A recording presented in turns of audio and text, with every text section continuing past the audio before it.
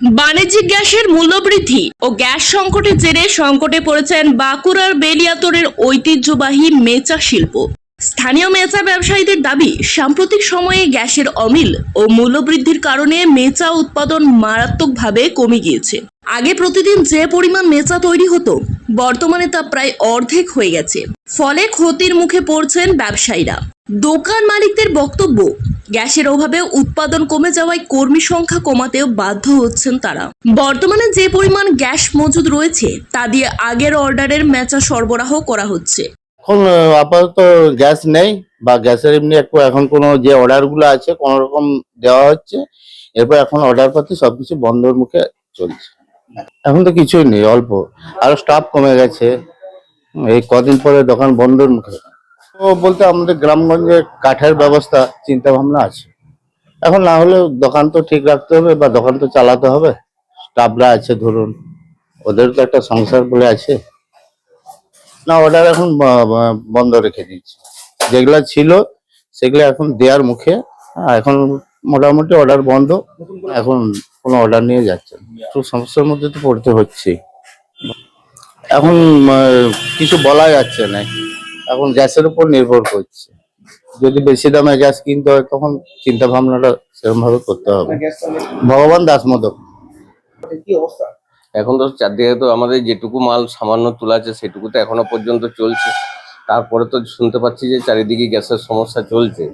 আর তার বিনিময়ে এবারে এর পরবর্তীকালে হয়তো আমাদের গ্যাসের জন্য আমাদের অসুবিধা হতে পারে। মালও ঠিক মতন বানাতে পারবো না। বিভিন্ন অর্ডার আসছে, সে অর্ডারের মাল দিতে হচ্ছে। মালগুলো গ্যাস যেটুকু আগের তোলা আছে সমস্যার আগের থেকে সেইটুকুতেই চলছে আমাদের এখন। হ্যাঁ, অবশ্যই যাবে। গ্যাস বললে তো গ্যাস বুক হচ্ছে না তো। আর সমস্যা তো আমি শুধু নয়, তো সবাই সমস্যায় পড়ে যেত। আমার নাম জিতেন গোস্বামী। এই পরিস্থিতিতে নতুন করে অর্ডার নেওয়া বন্ধ রাখতে হয়েছে।